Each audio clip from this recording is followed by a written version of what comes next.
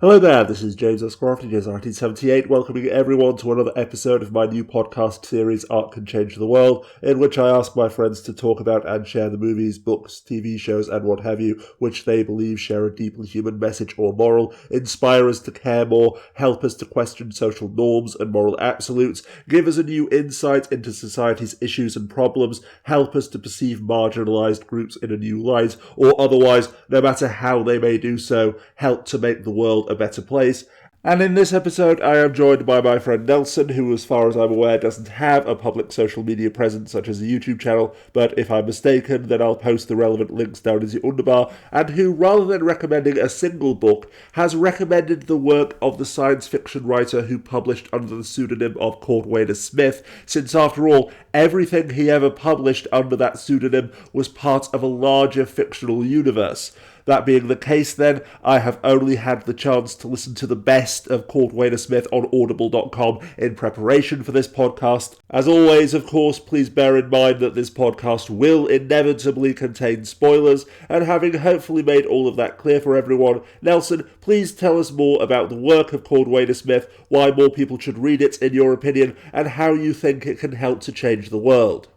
The reason that I believe that Cordwainer Smith and his science fiction work can help change the course of our destiny here on this earth is because he changed his own way of thinking, and he gave us a template to look at, to think about, and to inspire us. Cordwainer Smith was a pseudonym for a man who was an extremely intelligent person who by the age of 21 had 3 doctorates, I believe, from the last one from Johns Hopkins University's in Far Eastern Studies. Mm-hmm. He was very intelligent. He chose a way of life not only of public service, but he was literally a genius. Yeah. He chose to write his science fiction stories the far distant future, looking back into the past, coming back to that far distant future. Mm-hmm. His changes the changes in his stories, were to help mankind see that even though things were in turmoil, there was hope. Mm-hmm. And hope is the hardest thing to have. Yeah. Because today, in this political climate and in international relations, it's almost unheard of to have hope. It depends not on our governments, but on individual people Mm-hmm. to create that hope within our surrounding communities. Yes. And go ahead. Okay, go ahead, please. Oh no, I was just going to ask, are you talking here about, I can't remember the term he used, the rediscovery of mankind after centuries, millennia of brainwashing, indoctrination, the quest for happiness, the quest for effective immortality, until finally people realise, I can't remember the name of the Lord of the Instrumentality, who realised, no, people, this is living death. The under people, have more of a life than we do, than the common humans. Yes, actually, there is one thing that I would say in Cordwainer Smith's defense. He wasn't focused so much in the beginning on the happiness. Yeah. But he was pointing out how destructive mankind became against itself Yes. because there was no hope. There was no overriding vision of what mankind could do Yes. with As a with its oh, own abilities. and just to because you've spoken a lot in grand strokes, Nelson. Just to explain for those listening, the way I've only read one book so far, the Best of Cordwainer Smith, which is an anthology, a collection of his shorter stories and novellas. And from what I've seen, the way that his universe is structured, every story is a glimpse into one point in human in the history of this human future. So it focuses on two or three main characters, but it's not about that. It's not about those people. It's about building that universe, showing us how humanity develops. And in Cordwainer Smith's stories, because of these developments, eventually through a drug called Stroon, which is only grown on one planet, through conditioning, through having under people which are genetically modified animals made to look and almost think like human beings but have no rights, and having robots to do all of the work, humans live in a state of perpetual happiness until until the leaders of this society figure out, no, this is death. And it reminds me of something a friend of mine, Jared, once said regarding the Declaration of Independence. The line, life, liberty, and the right to pursue happiness. I take exception of one thing. It's not the right, it's life, liberty, and the pursuit of happiness. Not a right. Excuse, It, entitled to. Among these are life, liberty, and the pursuit of happiness. Excuse me for misquoting, for paraphrasing. But the point he made was that the ancient philosopher Cicero wouldn't have said life, liberty, and the pursuit of happiness. Like Cordwainer Smith, he didn't think happiness was important. Instead, if he had written the Declaration of Independence, Cicero would have said life, liberty, and the right to and the pursuit of excellence. If yeah, and James, yeah. and that is the key. Mm-hmm. We have lost sight here in the United States. We want what we want when we want it. Yeah. And there are many people who are chafing because they're not allowed to pursue excellence. Mm-hmm. Because the government has put many constraints on how we can pursue that excellence. And that's one of the reasons and that's one of the reasons for a disaffection with the current political system. And it bred a person like Donald Trump, who promised the world, but will never be able to deliver on it because he's focused on one person only. Himself. Exactly. And the scariest thing is that there are people who are seeking excellence, but they're going to be constrained by a government that is antithetical to freedom. Because Donald Trump is not, and the people who back him are an authoritarian thinking, authoritarian acting group of people. If you remember correctly, in the book, in the short stories, there are a group of people called the Dwins. They're Chinese, and the Dwins are the pure ones, the perfect ones. And until such a time as mankind cannot chafes only so much. They throw off the chains of bondage that were brought on to mankind by the twins, because they thought they were the penultimate of humanity.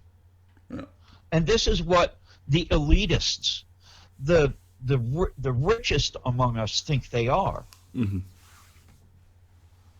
Yes, the 1%. Yes. Otherwise known as Donald Trump's friend. It's one famous meme on Facebook. You honestly think a guy who flies around the world in a gold-plated private jet gives a damn about your taxes or your job or your healthcare? Yes, absolutely. And this is the problem. People have been bamboozled, suckered. There's so many pejoratives that people use that can be used to describe exactly how Donald Trump feels about people that are underneath him. Yeah. And it's hard. It's hard to see my fellow citizens who should know better vote for a man that doesn't give a damn about anyone who makes less than $1 billion a year.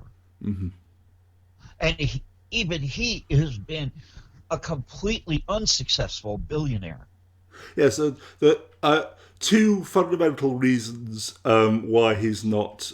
The two core reasons that anyone can think of why he's not releasing his tax returns. Number one, it'll show that he is massively connected with Russia or another foreign power and thus disqualify him from the presidency. Second, because they'll show that he has so much debt and is making so little profit from his various ownings around the world that he doesn't actually qualify as a billionaire. Oh, James, I'm glad to see that there are people outside of the United States that see our situation. Yes, do not worry, you are not alone. We are just as scared as the rest of you. Oh, my God. And I use that in the broadest sense. Yeah, of course. The thing is, people who actually are rational, who are not illogical, who look at a situation not just from a smaller viewpoint, but from a larger viewpoint, saw that Donald Trump, and they saw that he had no qualifications. Yeah. As president. He is an immature, narcissistic sociopath. Absolutely. And I'm going to tell us... Yes, just to clarify, as someone who once studied psychology 2 decades ago, so I just want to state, he might not clinically be a sociopath, but the terms like egocentric, narcissistic, regardless of whether or not they're clinically correct, regardless of whether or not he does have a neurological or personality disorder or any form of mental health issue, that's how he behaves. He is not, to quote Keith Olbermann, he is not well. Oh, Keith knows him personally. Yeah. He's had not many hours and months and years of interaction with Donald Trump. And that leads me to tell one little quick story. My father worked for Donald Trump's father. And my father used to tell me stories about Donald Trump because he built a condominium-style 14-story building in the downtown area of the county seat where I lived in Florida. And my father said he was egocentric, he was narcissistic, Yep. and he was a spoiled brat, even as a high school student. Yep. And he did not like Donald Trump then, and he despised him. This was in the late 80s. Yeah. And my father would tell me stories about him coming onto Fred's yacht, which was very large and very expansive, and bringing his friends and treating my father like dirt. Mm-hmm. So Donald Trump cares nothing about anybody underneath him.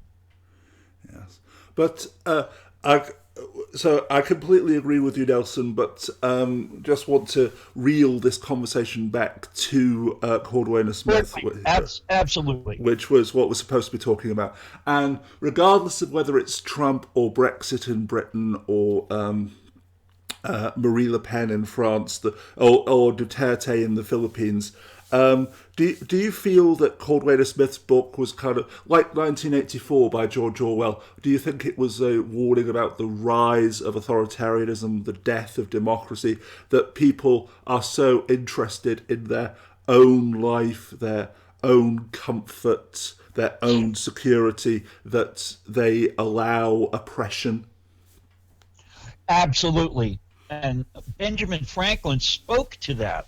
Mm-hmm. He said, a people that give up their rights for a sense of security Yes.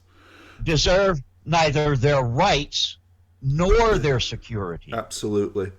And Cordwainer Smith spoke to that. He said the ideal is that we must strive in our own, not only in our own self-interest, but in the interests of our fellow man. Yes. Sorry, go ahead. This is where people who are fictional writers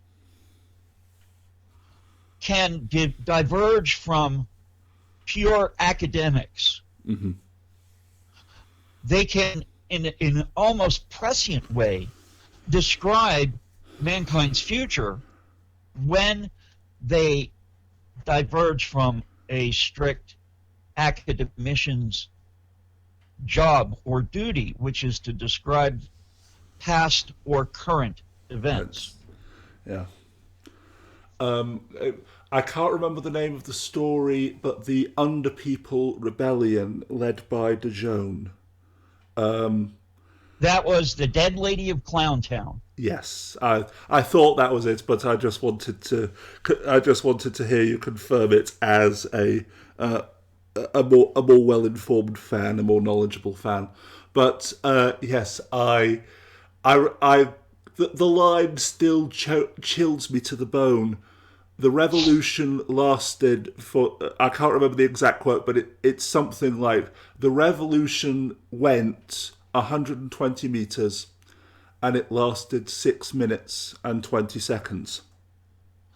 Yes. But in spite of that, it still changed the world. After everyone had been tried, i.e. executed, they couldn't erase the legend. They couldn't erase the movement. It still continued. But because James, once an idea is planted in the mind of a person, or the collective mind of a community, it will germinate, it will change. Mm-hmm. But we have to trust ourselves.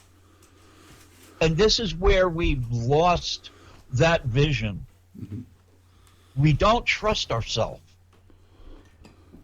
And there are many remedies for that, but the easiest one, that's not the easiest, the simplest one is also the most difficult, is to change our way of thinking. Absolutely.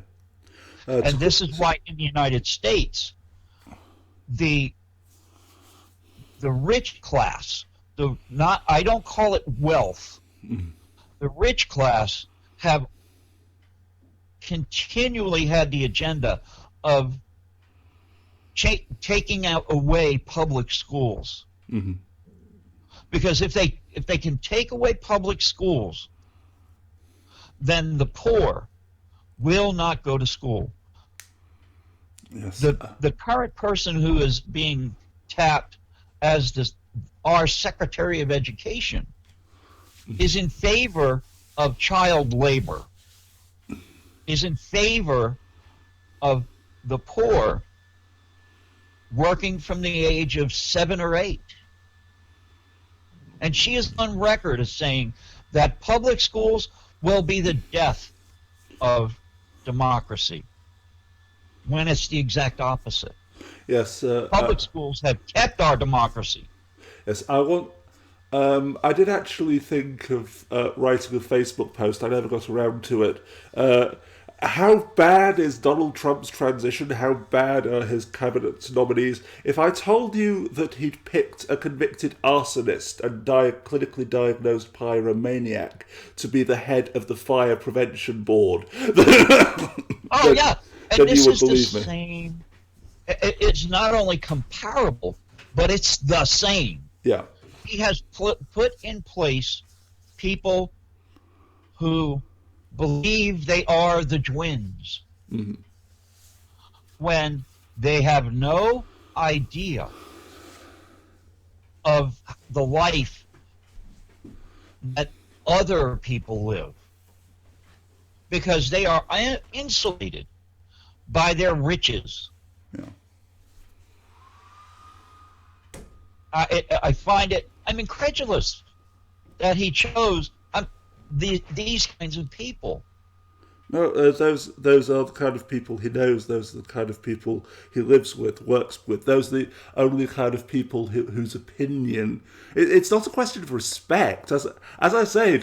I think Steve Colbert asked, or one of the kind of late show comedians asked, does Trump know anyone outside of his own family and his own inner circle?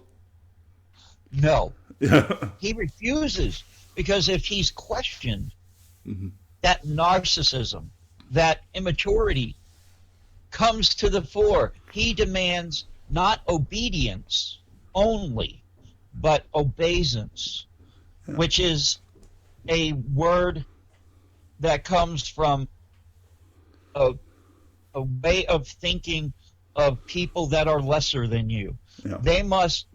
The people who are lesser than him must bow down to his intellect.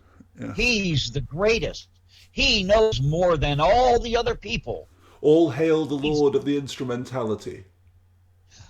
Absolute hail, not just the Lord, but the lords of the instrumentality. Yes, excuse me. The supreme lord of the instrumentality and his underlings.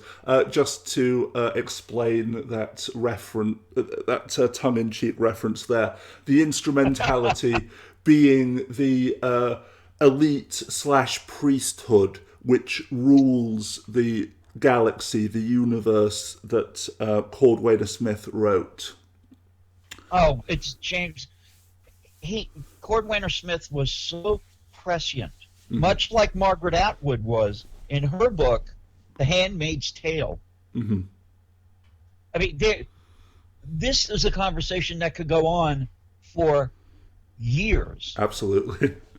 Because we have in the United States, Canada, Great Britain, we have a history of people who are prescient but afraid to speak out. So they write a fictional story. And that fictional story can point people who are rational, people who are logical, in the right direction. Absolutely. And this is what Cordwainer Smith did. He took the situation in right after World War II up until he died in the mid-60s. He took his prescience and put it to work. Yeah. I think we have to stop now. My nurse is here. Yes. Just to say, so I can't. I think it was. Excuse me, Matt Groening. I think he said, yeah, science fiction has nothing to do with the future. It's about the present. It's a warning for the rest of us. But yes, thank you very much for this excellent discussion, Nelson. This kind of art, your interpretation of this kind of art, is the reason why I've created this podcast to explore the art that can change the way we think, can change the way we see the world. Hopefully, perhaps in the future, we can discuss the other book you mentioned, The Handmaid's Tale. But in the meantime, thank you very much again. And James, I thoroughly enjoyed our time, and I appreciate the chance to speak about what we've chosen today. Yeah. And I hope that this broadcast will challenge people to think. Thank you very much. You're more than welcome. It was a pleasure having you. And until the next episode, when I'll be discussing another work of art with another friend, Anne Young.